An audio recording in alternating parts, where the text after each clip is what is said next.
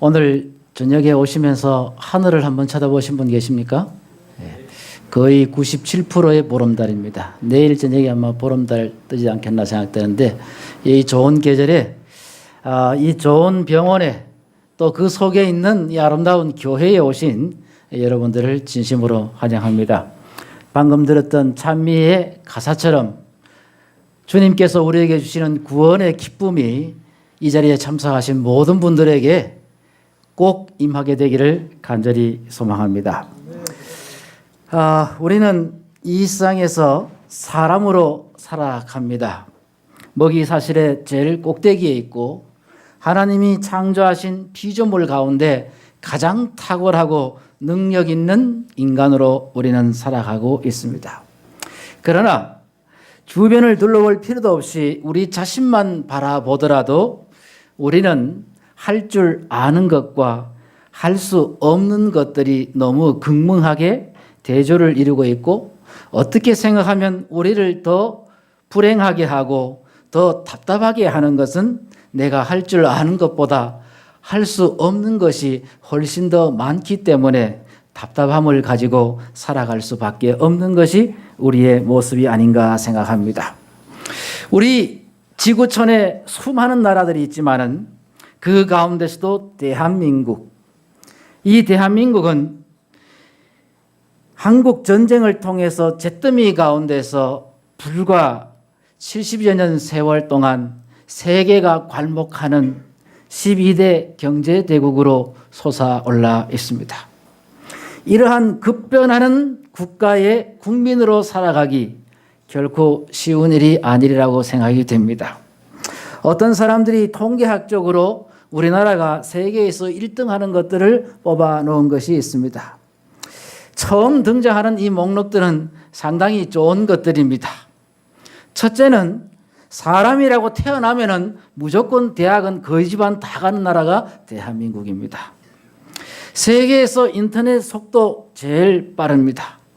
인터넷이 발달되다 보니까 은행에 가서 금융 업무를 처리하지 않고 집이나 핸드폰을 통해서 금융 업무를 보는 모바일 뱅킹 가입자가 전체 은행 고객의 50%를 넘어섰습니다.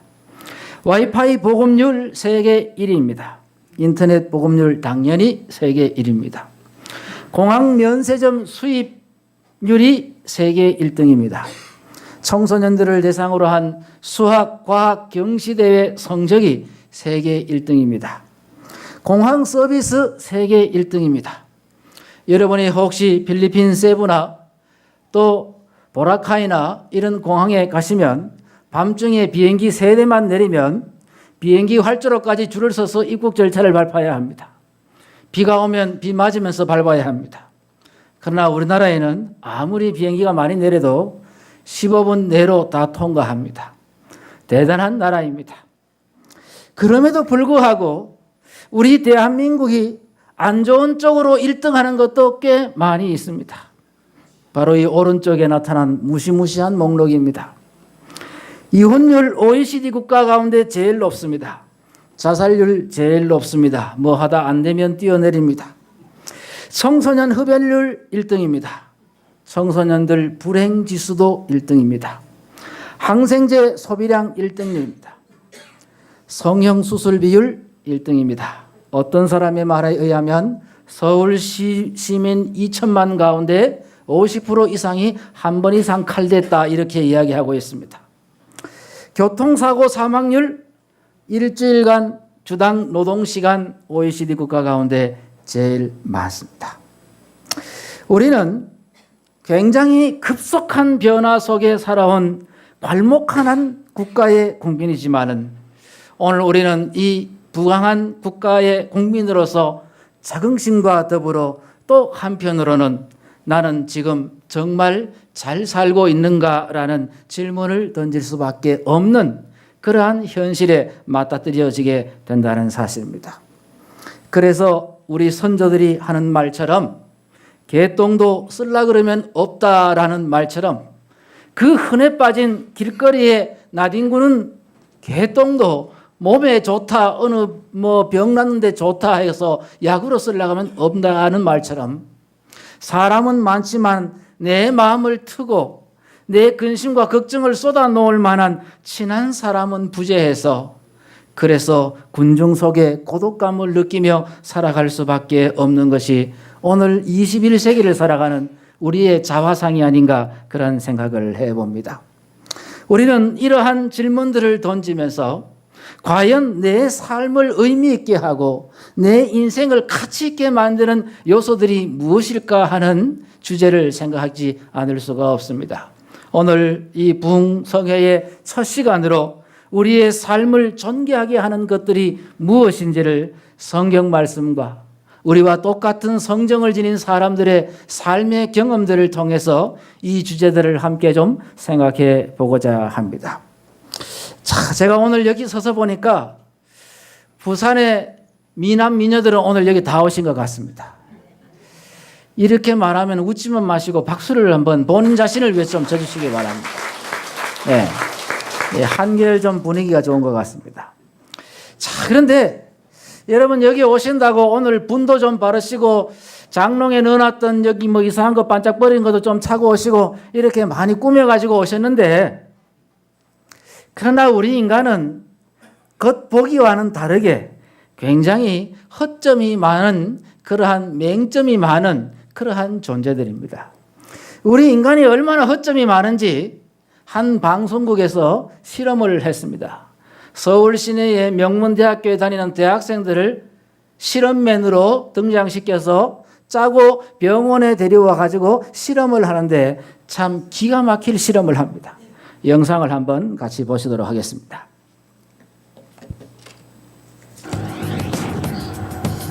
이번엔 의사 한 명을 더 등장시킵니다. 생김새가 전혀 다른 3명의 의사. 이 정도면 눈치채지 않을까요? 예, 들어오세요. 네, 안녕하세요. 혜인 씨가 의사와 인사를 나눕니다.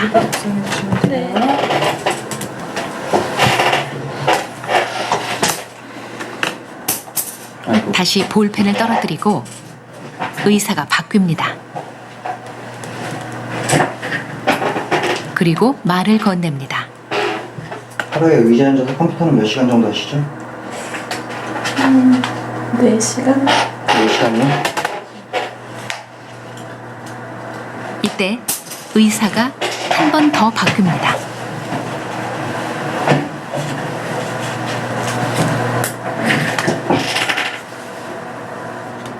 세 번째 의사도 말을 건넵니다. 운동하시는 거 있나요? 아니요. 자, 요즘 젊은이들 말로 낚이는 겁니다. 자, 그런데 여러분 부산위생병원에서 이런 실험을 하지는 않습니다. 서울의 유명한 대학병원에서 이 실험을 했어요. 근데 재미있는 것은 나이와 지위와 학벌을 무시하고 막론하고 70% 이상의 사람들이 자기가 보는 눈앞에서 의사가 바뀌는데도 바뀐 줄 모르고 태연스럽게 계속 대화하더라라는 사실입니다. 사람은 눈앞에 보이는 현상도 캐치하지 못하는 굉장한 허점을 가지고 있는 착각이 굉장히 심한 그러한 존재입니다. 왜 사람들은 오늘날 이 시대의 사람들은 이렇게 외형을 꾸미고 50% 이상의 서울 시민이 성형수술을 하고 못 살면 그냥 못 사는 대로 살지 해외까지 나가서 희한한 짝퉁을 사서 걸치고 왜 우리가 그렇게 살아야 하는가 하는 것입니다. 그것은 우리가 살아갈 때에 우리의 삶의 존재감이 부족한 결과라고 하는 사실입니다. 그래서 많은 사람들이 경제적인 풍요 속에 살아가지만은 자신이 정말 가치 있는 존재라고 하는 사실을 인식하지 못하기 때문에 자존감이 없이 살다 보니까 자꾸 이런 외형지향적인 그러한 삶을 살아가게 됩니다. 오늘날의 많은 현대인들은 본인이 사자이지만은 고양이라고 생각하고 살아가는 사람들이 있습니다. 그러나 그 가운데 어떤 사람은 자신은 보잘것없는 고양이지만 마음속으로는 나는 사자야라고 이렇게 자신의 존재감을 극대화시키면서 살아가는 사람들도 있다 하는 사실입니다. 그렇다고 하면은 우리의 존재의 가치를 결정하는 요소들이 무엇인가 하는 것입니다. 첫 번째는 가치 설정의 기준의 첫 번째인 요소는 바로 그 속에 들어있는 내용물이 무엇이냐 하는 사실입니다. 자, 여기에 두 종류의 시계가 있습니다. 왼편에 있는 시계는 백화점 명품관 보안 시스템의 특수 조명을 받으면서 전시되고 판매되는 시가 5억 원 이상 하는 명품 시계입니다. 오른쪽 시계는 아무 시장에 가서도 살 수 있고 비 맞고 먼지 맞으면서 싸구려 5천 원만 주면은 아이고 감사합니다 하면서 팔리는 중국산 짝퉁 시계입니다. 여기서 제가 질문을 하나 드리겠습니다. 이 5억 원짜리 시계와 5천 원짜리 시계 둘 중에 어느 시계가 더 시간이 정확하게 잘 맞겠습니까? 자, 이때는 손을 들어서 오늘 한번 결판을 한번 내보겠습니다. 5천 원짜리 시계가 더 정확하다 하시는 분 손 들어보시기 바랍니다. 별로 안 드신 것 같아요. 아니다, 5억 원짜리 시계가 더 정확하다 하시는 분 손 들어주시기 바랍니다. 배는 들었지만 다수는 침묵을 지키고 있습니다. 이 두 시계는 둘 다 똑같이 시간이 정확하게 잘 맞습니다. 그런데 왜 한 시계는 5억 원에 팔리고 왜 한 시계는 리에카 위에서 비 맞으면서 팔립니까? 그 시계를 만드는 재료의 문제라는 사실입니다. 이 왼편의 시계는 다이아몬드 큐빅이 여러 개가 박혀 있고 그리고 특수 금속에다가 시계 내부의 중요 부품들이 다 보석으로 만들어져 있습니다. 시계를 만드는 내용물이 다르기 때문에 비싸게 팔리는 것입니다. 사람은 껍데기만 보서 그 가치를 판단할 수가 없습니다. 사람의 마음속에 사람의 뇌리 속에 무엇이 누구가 담겨 있느냐에 따라서 그 사람의 존재 가치가 달라진다 하는 사실입니다. 오래전에 한국에도 소개된 영화 중에 하나가 쉰들러 리스트라고 하는 영화가 있습니다.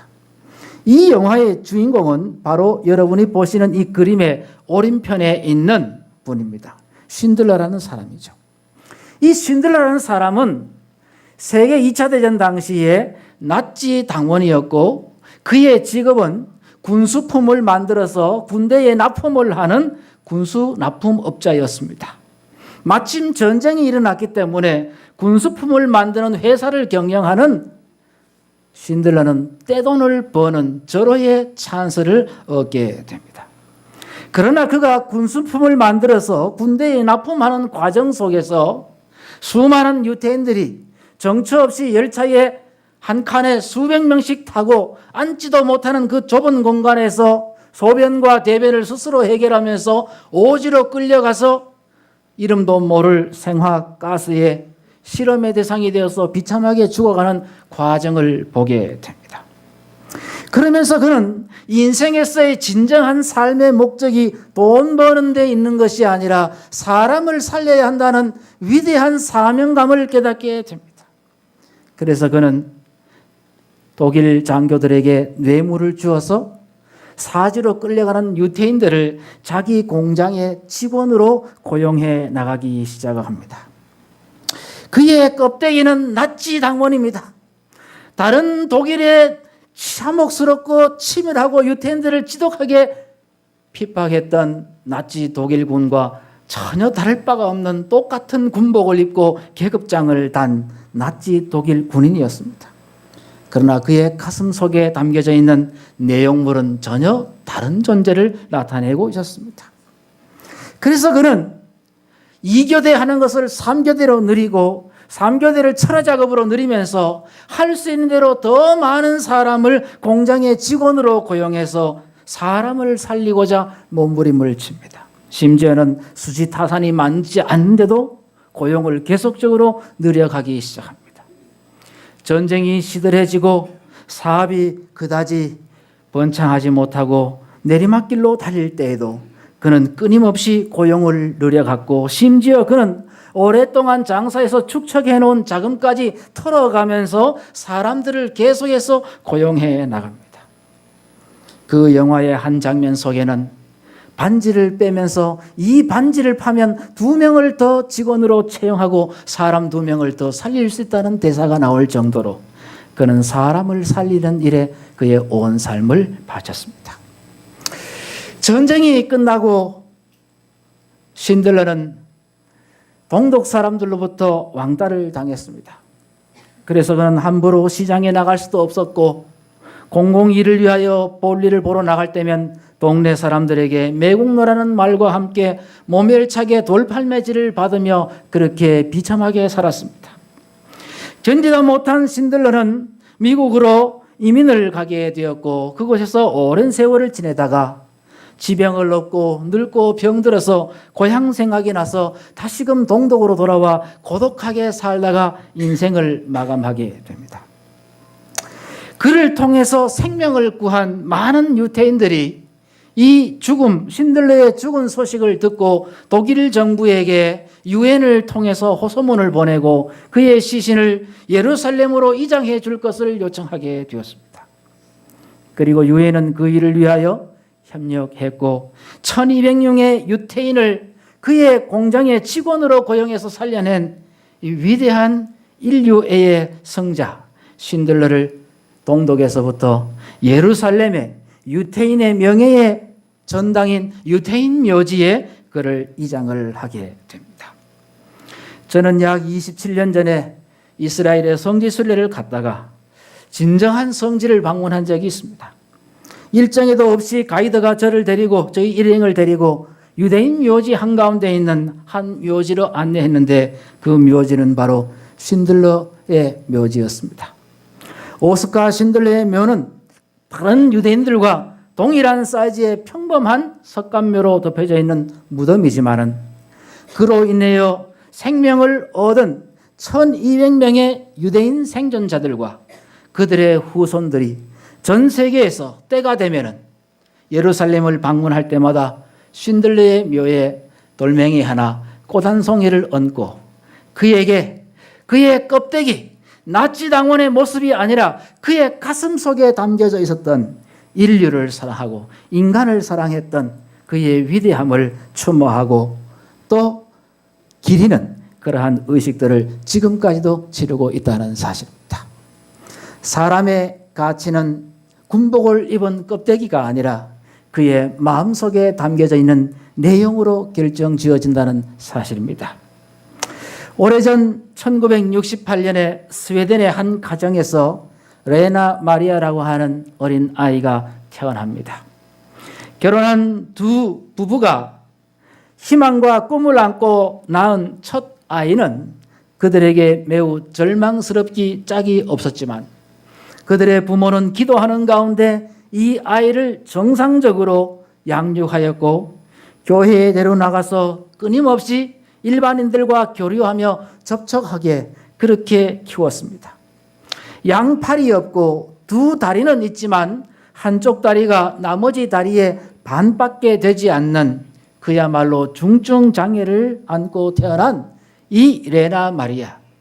그의 껍질과 그의 외모는 전혀 가치 없는 불편함의 대상이 되지만은 그러나 그의 뇌리 속에 그의 가슴 속에는 하나님을 사랑하는 간절한 신앙심이 가득 채워져 있었다는 사실입니다. 그래서 그의 부모들은 어릴 적부터 기독교 신앙으로 이 아이들을 양육하며 그림과 수영과 피아노와 삶에 필요한 모든 과정들을 불편한 발들을 통해서 하도록 교육과 훈련을 시키게 됩니다. 특별히 그는 타고난 천상의 목소리를 지녔습니다. 그래서 교회에서 퍼커션 연주자였고 찬양대 지휘자였던 아버지를 따라서 교회에 다니며 늘 즐겁게 찬미를 부르는 일들을 일삼아 왔었고 그의 타고난 목소리는 찬미의 영감을 불여넣기 시작을 했습니다. 그래서 후일 그는 음악을 전공하면서 세계 전역을 다니면서 껍데기의 불편함을 내용의 위대함으로 수많은 사람들에게 감동을 주는 음악 선교사로서의 역할을 감당하게 됩니다. 수년 전 우리나라에도 몇 차례 기독교 단체의 초청을 받아서 와서 음악회를 연 적이 있습니다. 그 음악회에서 부른 레나 마리아의 찬송 한 곡을 짧게 듣도록 하겠습니다.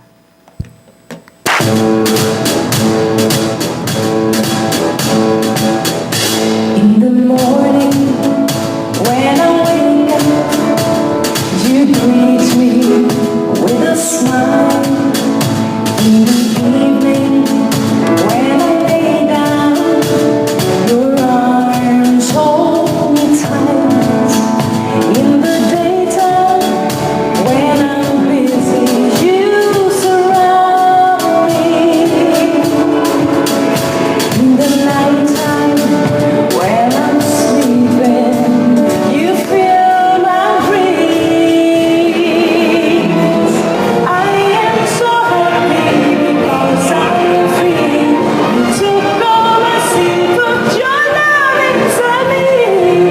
Every moment, every day, I'm so happy you came my way. Every moment, every day, I'm so happy you came my way.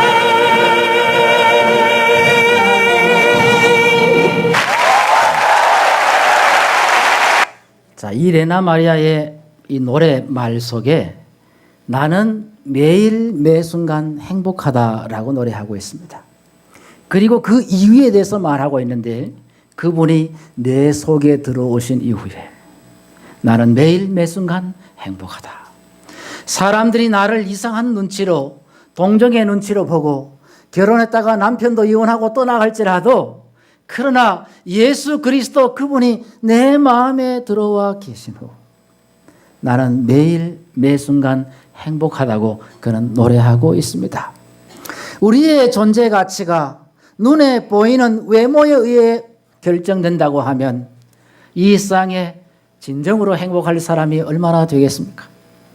그러나 우리의 존재 가치가 우리의 껍데기가 아니라 우리 속에 담겨져 있는 그 무언가에 의해서 결정된다는 이 놀라운 사실은 성경이 우리에게 주고자 하는 말씀 속에 기록되어 있습니다.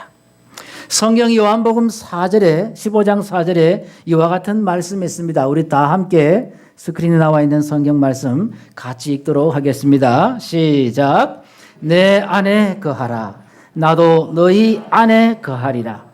가지가 포도나무에 붙어 있지 아니하면 절로 과실을 맺을 수 없음 같이 너희도 내 안에 있지 아니하면 그러하리라. 너희가 하나님의 가슴에 담기운 내용물이 되고 하나님이 너희 가슴에 담겨진 내용물이 되면 하는 일마다 저절로 되고 만사가 형통하게 될 것이다 라고 2000년 전에 예수님께서 이와 같은 말씀을 하셨습니다.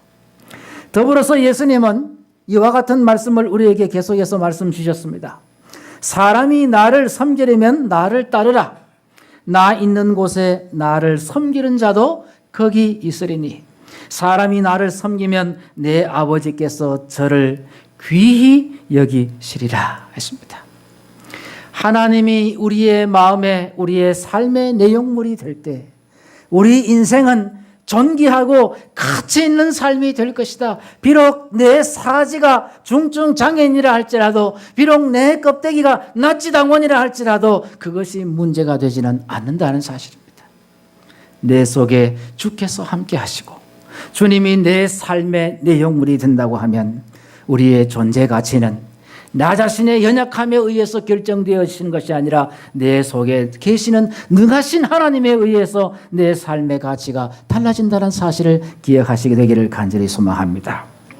두 번째 내 존재 가치를 결정하는 기준이 있는데 그것은 내가 누구와 동행하느냐에 의해서 내 존재 가치가 달라진다는 사실입니다. 지금으로부터 약 70여 년 전에 미국에 멋진 사람이 태어났습니다. 딕 호이트라고 하는 유명한 사람이 태어났습니다.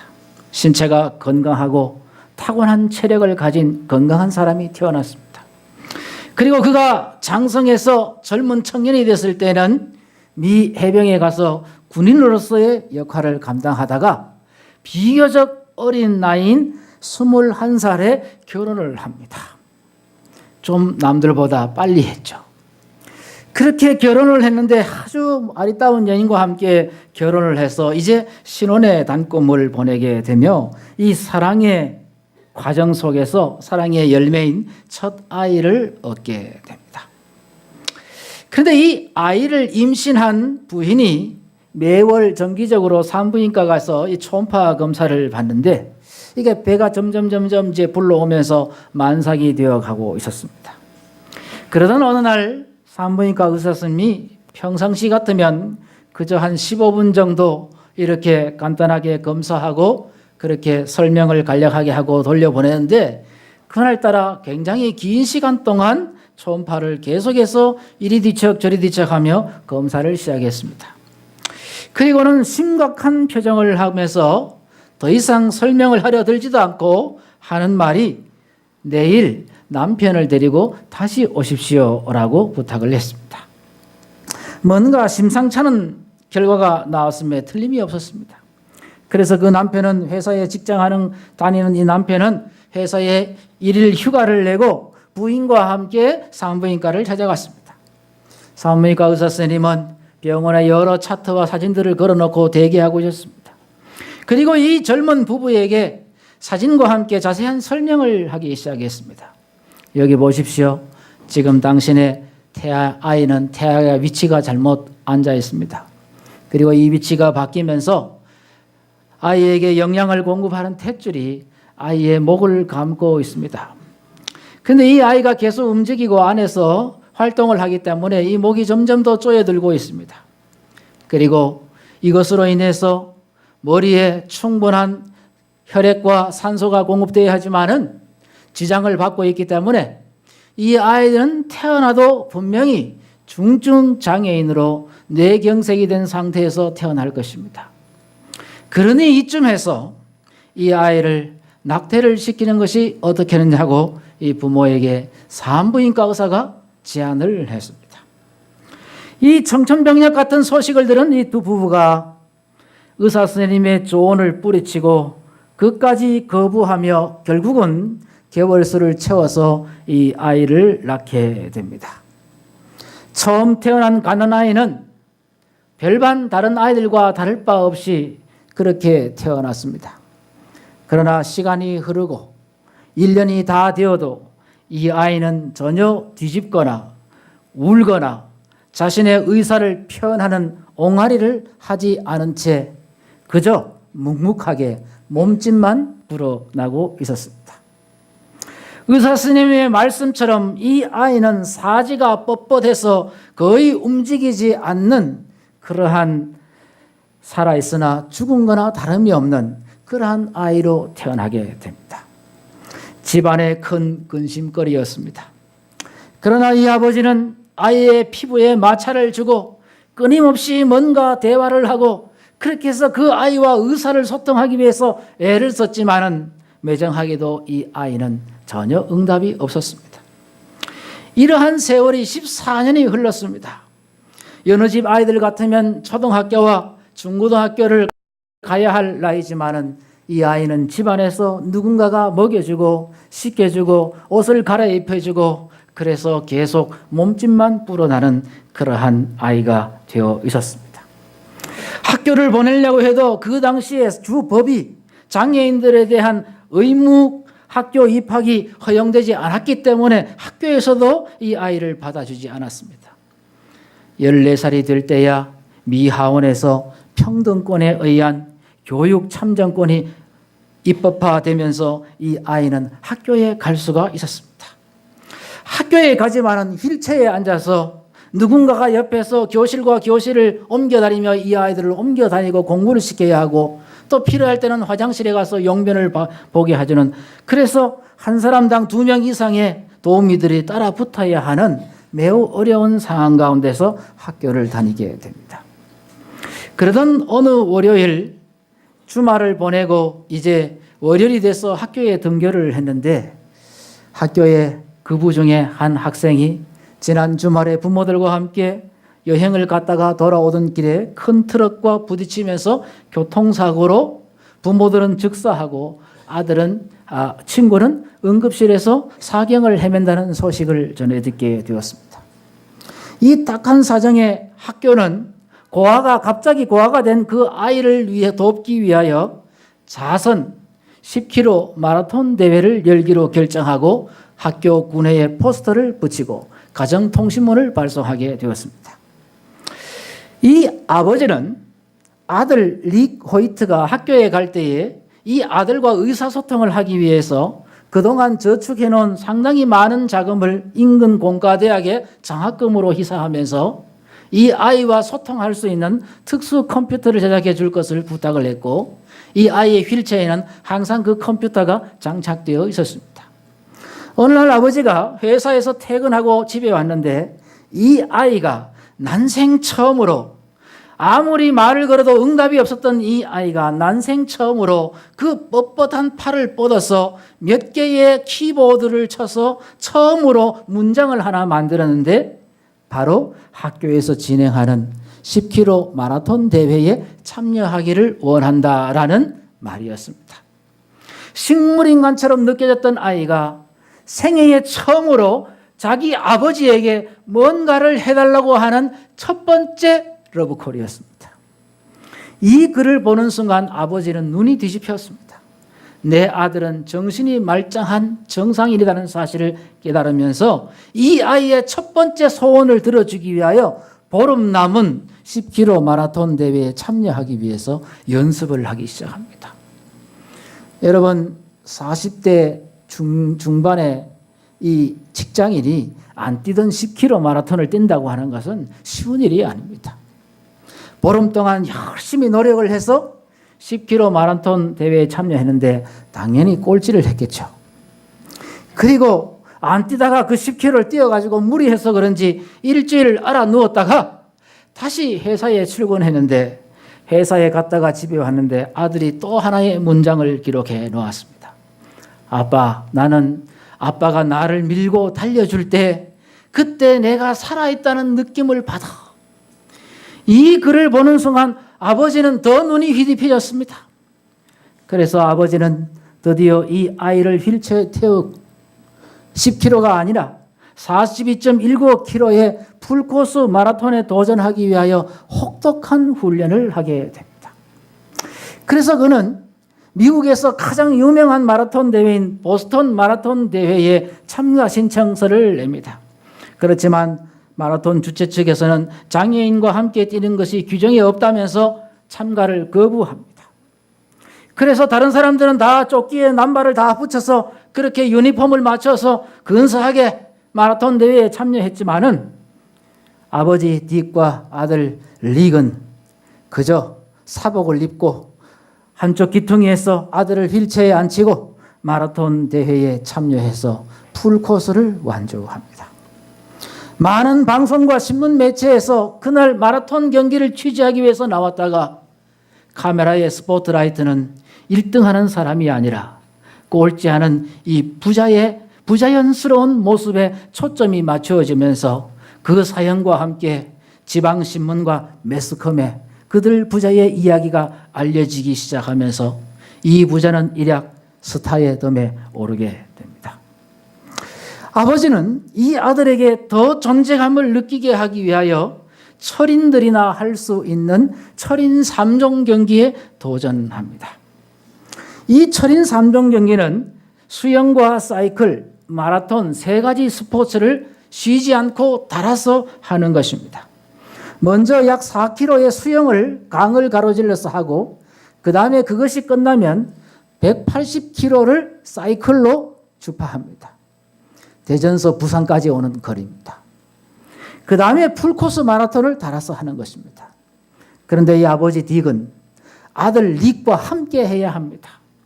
혼자서 4km 수영하기도 힘드는데 아들을 보트에 태우고 그 보트를 밧줄로 해서 자기 허리에 묶고 수영을 4km 해야 합니다.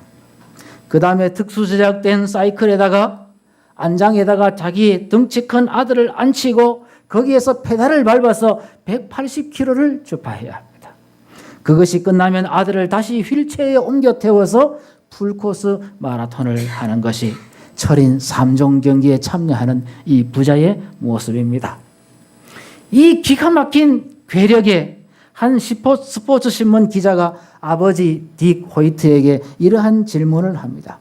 당신 나이도 제법 많은데 어디서 그런 괴력이 나오느냐? 이렇게 질문을 합니다. 그때의 아버지는 이렇게 대답합니다. 운동선수는 제가 아니라 아들 릭입니다. 그게 뭔지는 모르겠지만 아들이 탄 휠체어 뒤에 서면 무슨 일인가가 일어나고 맙니다. 우리 팀의 추진력은 아들 릭입니다. 나는 릭에게 내 몸을 빌려주지만 우리를 계속 앞으로 나아가게 하는 것은 릭의 정신력입니다. 했습니다. 이러한 부자의 이야기는 세계 전역에 큰 감동과 파장을 일으켰습니다. 그래서 마라톤 재단이 설립이 되고 그 재단에서 수많은 수익금을 거들어서 선천적 장애를 타고 태어난 수많은 사람들에게 재활을 돕는 그러한 후원 기구가 발족이 되었습니다. 그리고 그 후원 기구를 홍보하는 홍보 포스터가 미국 전역의 버스 정류장마다 그 포스터가 붙어 있습니다. 그 포스터에는 아버지가 65번 이상 그의 뒤에서 마라톤 경주에 참여했다라고 기록하고 있습니다. 오늘날에는 그 마라톤 재단 건물 앞에 이 부자가 함께 마라톤하는 장면을 새겨서 만든 동상이 세워져 있습니다. 오늘날까지 현재까지 이 부자가 뛴 경기는 철인 3종 경기 252회, 풀코스 마라톤 70회, 하프 마라톤 94회, 5km 마라톤 155회 등 1100회가량의 각종 육상 경기 대회에 부자가 함께 참여하여서 세계의 수많은 사람들과 함께 선한 목적과 사업을 위하여 달리고 있다는 사실입니다. 그런데 문제가 있습니다. 성경 이사야서 40장 30절에는 이러한 말씀이 있습니다. 소년이라도 피곤하며 곤비하며 장정이라도 넘어지며 자빠진다고 이야기하고 있습니다. 이 아버지는 지금 70대입니다. 그리고 아들은 50대입니다. 인생학교 7학년이 5학년짜리 중증장애인 아들을 태우고 지금도 달리고 있습니다. 그러나 언제까지 달리겠습니까? 인간 부모가 아무리 자식을 사랑해도 그 사랑을 표현하는 데는 한계가 있다는 사실입니다. 우리는 수학을 할 때에 참 재미있는 방정식이 있습니다. 어떤 숫자라도 상관이 없습니다. 그 수가 무한대라는 숫자와 더해지면 결과는 무한대가 됩니다. 어떤 숫자라도 상관이 없습니다. 그 수가 무한대와 나누어지면 그 수의 가치는 제로가 됩니다. 여러분, 우리가 우리의 삶에서 무한하신 하나님과 연합하게 된다면 우리의 존재 가치는 무한대가 될 것입니다. 성경 이사야 40장 28절에 우리가 믿는 하나님을 이렇게 소개하고 있습니다. 너는 알지 못하였느냐? 듣지 못하였느냐? 영원하신 하나님 여호와 땅 끝까지 창조하신 자는 피곤치 아니하고 곤비치 아니하고 그 명철이 무한대이시다라고 성경은 기록하고 있습니다. 우리의 형편이 마이너스 인생이라도 상관이 없습니다. 우리가 능력이 무한하신 하나님과 동행하고 더해지는 순간 우리 인생의 가치는 무한대로 증폭된다는 사실을 기억하시게 되기를 간절히 소망합니다. 미국의 유명한 복음성가 가수 니콜 멀리라는 가수가 있습니다. 이 사람이 부른 노래 가운데 나의 구원자라고 하는 아주 감동적인 하나님의 능력을 찬양하는 그런 찬송이 있습니다. 이제 이 찬송을 딕 호이트와 아들 릭 호이트가 함께 철인 3종 경기하는 장면과 함께 오버랩되어 있는 이 찬송을 잠시 함께 듣도록 하겠습니다.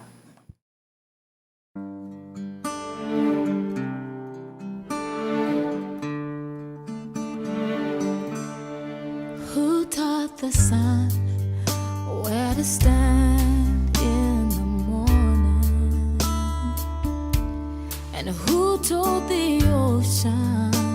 You can only come this far.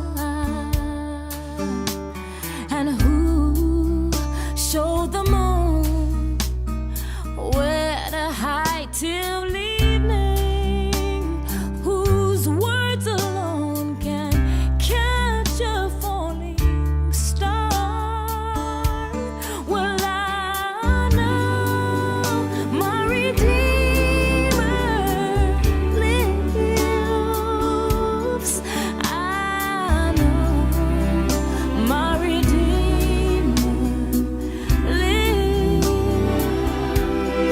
All of creation testifies this life within me cries. I know my Redeemer lives.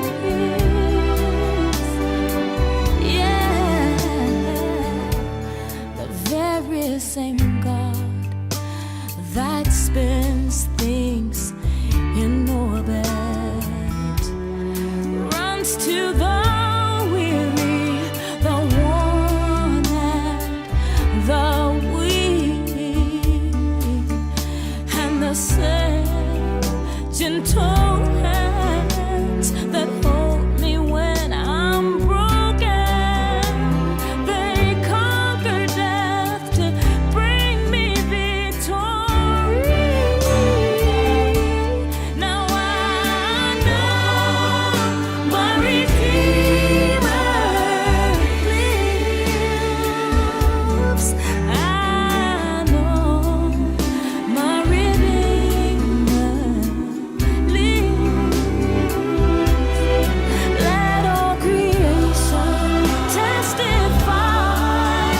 Let this life within me cry. I know my Redeemer. He lives to take away my shame, and He lives forever. I'll proclaim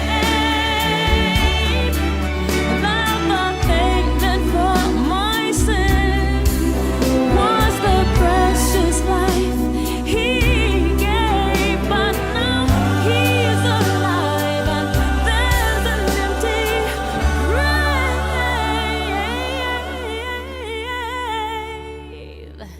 And I know my Redeemer lives. I know my Redeemer lives. Let all creation testify. Let this life within me cry. I know my Redeemer. I know my Redeemer. I know my Redeemer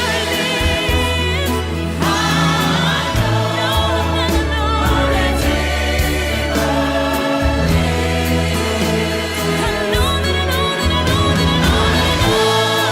know my Redeemer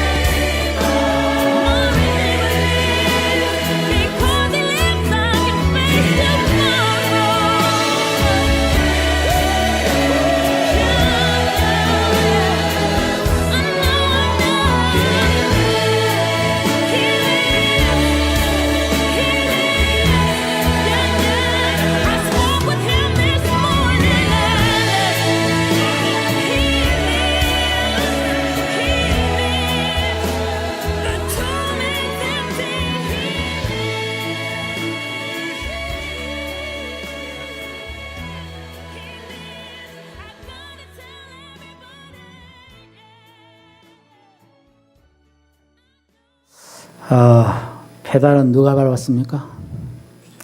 아버지가 밟았죠. 게토레이는 누가 마십니까? 아들이 마시죠.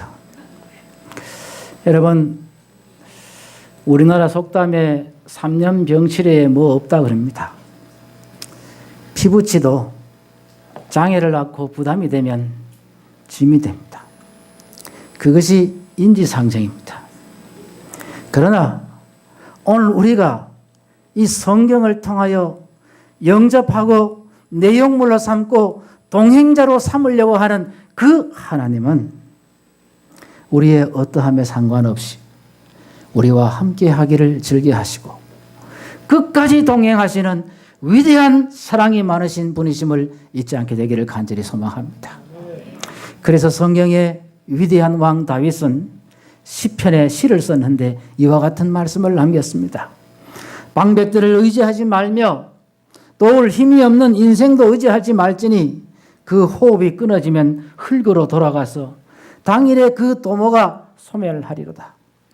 야곱의 하나님으로 자기 도움을 삼으며 여호와 자기 하나님에게 그 소망을 두는 자는 복이 있다고 했습니다. 여러분 5년 동안 행복하려면 공무원한테 줄 대시면 됩니다. 5년 끝나면 같이 싸잡혀 들어갑니다.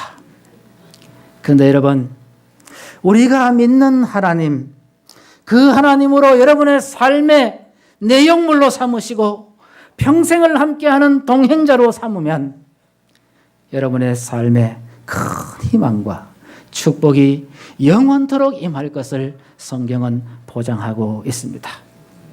그래서 성경의 위대한 믿음의 선배였던 에녹이라는 사람은 하나님과 평생을 동행했더니 그는 죽음을 맛보지 않고 세상에 있지 않고 하늘나라로 데려감을 당하는 위대한 축복을 받았습니다.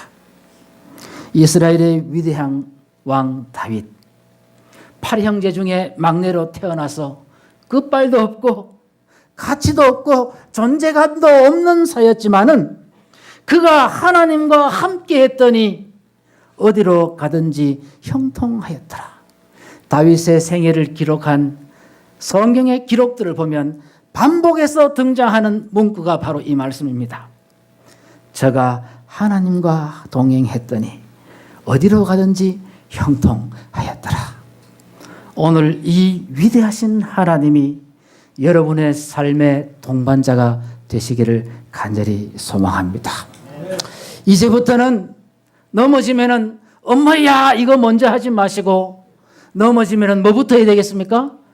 하나님 이걸 먼저 하셔야 됩니다. 뭐 좀 아쉬우면 여보 하기 전에 주여를 먼저 하시게 되기를 간절히 바랍니다. 여러분 꼭 그렇게 되시기를 바랍니다. 그러한 삶을 살 때에 여러분의 삶은 희망이 있는 삶, 위대한 삶이 될 것입니다. 이제 찬미 한 곡을 더 듣고 마치도록 하겠습니다. 이 노래 제목이 제발 그렇게 좀 되게 해 주십시오. 이제는 여러분 우리 어머니 돌아가시는데도 뭐 자빠지면 어머니 자꾸 찾는데 다 소용없습니다. 이제는 하나님이 여러분이 기도할 때에 여러분이 도움을 청할 때에 여러분의 암이 걸렸을 때에 여러분이 감당할 수 없는 어려운 일들을 겪었을 때에 처음으로 부르는 이름 그리고 마지막으로 부르는 이름이 하나님이 되시기를 간절히 바랍니다. 여러분 그렇게 꼭 되시기를 바랍니다. 크리스티 너켈이라고 하는 여자 가수가 영국의 로얄 앨버트 홀에서 부르는 오케스트라와 함께 부르는 찬양입니다. 그렇게 되게 하옵소서라는 찬양 오늘 함께 듣고 말씀을 마치도록 하겠습니다.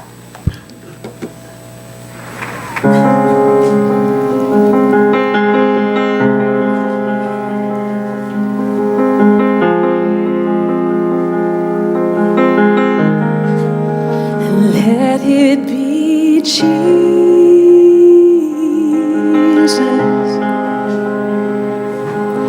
the first name that I call, and let it be Jesus,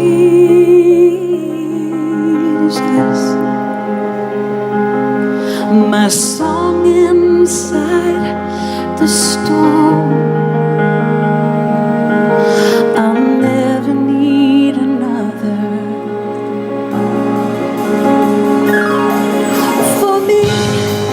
To live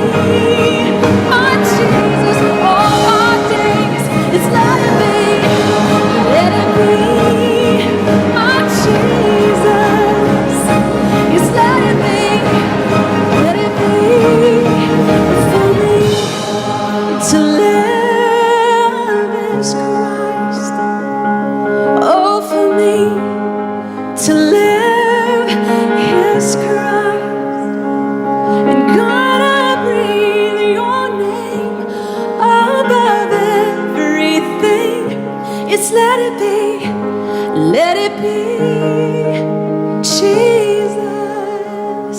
It's let it be, my Jesus.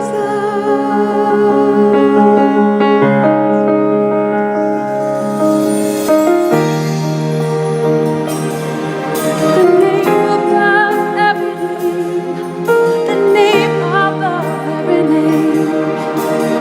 Should I ever be abandoned? And should I ever be abandoned? Should I ever be abandoned? Should I ever be surrounded by the fire and the flame? Well, there's a name I will remember. There's a name I will proclaim. Let it be, my Jesus, all my days. Let it be, my Jesus. It's let it be, all for me. To live is Christ for me. To live is Christ. And God, I believe your name above everything. Is let it be, my Jesus. Is let it be, my Jesus, all my days. Let it be, my Jesus.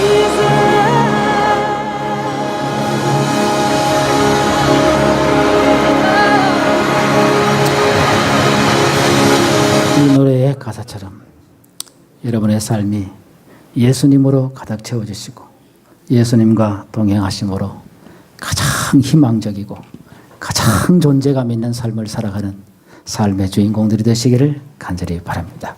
내일 또 뵙겠습니다. 감사합니다.